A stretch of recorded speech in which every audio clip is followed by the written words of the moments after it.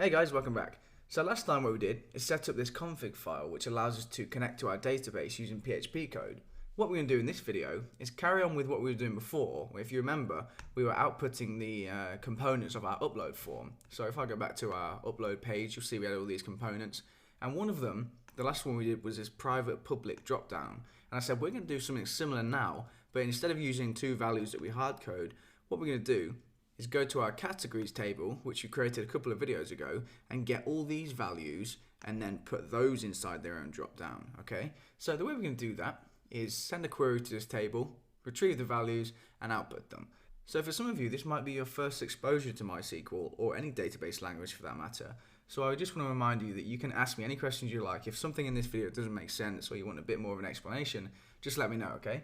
So anyway, what we're going to do first is, rather than do it in this class like we have done with all this stuff, we're going to do it on the upload.php page first, and then when we're happy with it, we'll go and move it across to this file, okay? So first we'll do it on this upload.php page, just so we can get it working, okay? So create a space, and it has to be inside this PHP block because we're using PHP code to query the database, so it has to be inside these PHP brackets, okay? So in there, we'll jump right into it. We'll create our query variable, so query equals, and feel free to call this whatever you want. I'm just going to call it query for now, but you can rename that to something if you want to. Con arrow prepare, like this. And what we're doing is using this con variable, which comes from our config.php class right here.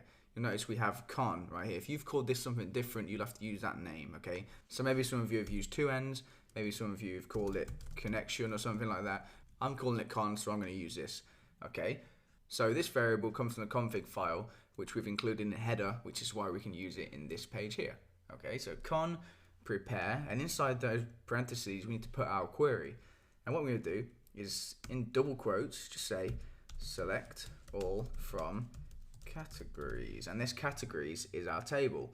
So this is our SQL query. Select all from categories, and that star means all. You can specify a column if you want, so you could say all the columns you want to select from, but using a star means it just retrieve all the columns, okay? So select all from categories, and what this query will do is just return all of this data here, all right? And just lastly, this prepare just means this is the query we're going to use. So con prepare says this is the query we're going to be using. And real simple, we can just say query arrow execute, and that's it. So we've created the query and we've executed it. It's that simple. Now, if we were going to add parameters, maybe like where clauses, which is, for example, select all from some table where username equals Reese Kenny, then that is a where clause, and the queries get slightly more complicated. Not much. All it means is we'd have to do a little bit more here, but we'll be doing that a lot in the upcoming videos, so I won't explain that now. I'll explain that later. So for now, a real simple query, we're just selecting from categories and executing it.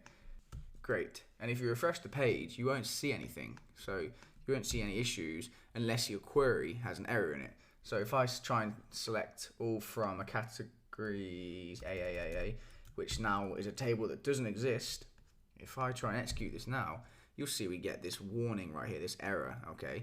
Table of view not found. This doesn't exist. Okay, so if you don't see anything, so if I refresh this now, you'll see nothing. You know it works and it's fine. So anyway, underneath that, what we're going to do is just loop through all of the data that was retrieved and just output it. Real simple. So using a while loop, so while, and then we can just say row equals query arrow fetch, like this, and inside parentheses do PDO colon fetch underscore assoc associative, like that. Okay, so what's that doing? That looks pretty complicated. So what we're actually doing is, every time this loop goes round, this row variable is going to contain the current row. For example, if there's 5 rows returned, okay, each time this while loop goes round, a row will contain that row in the table. And this part here is saying, using the query we used, okay, fetch the result as an associative array. This fetch assoc, or associative, means you're getting the result as an associative array. And for those of you who don't know, an associative array, also known as a key value array, is just one which, like the name suggests, has a key and it has a value. For example, if you were going to store details about a person as an associative array, you might have one element in the array of name, and the value would be Reese. The age, and the value would be 23. And the favorite color, and the value would be blue. Okay, so the key and a value, that's what an associative array is. Don't worry about this too much. You'll really see how this works soon. So if this doesn't make a whole lot of sense to you, don't worry about it. But if you would like to, you can ask me, or just Google this fetch associative, and you'll find tons of resources explaining what it's about.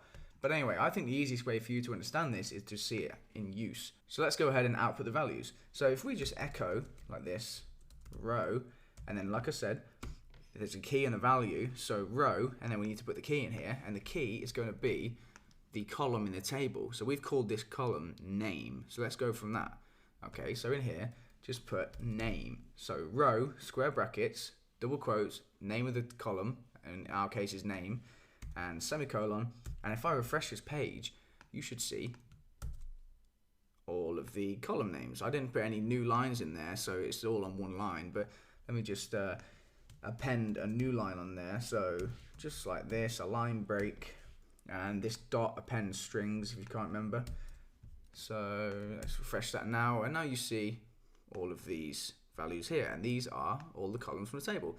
So that's it, a real simple query. We've selected all the values from this table, and then we've looped over every row returned, and we output it one by one like this. Okay, so what we're going to do now is take this code, move it to this class, and we'll work on configuring it to output in the form of a select drop down like this.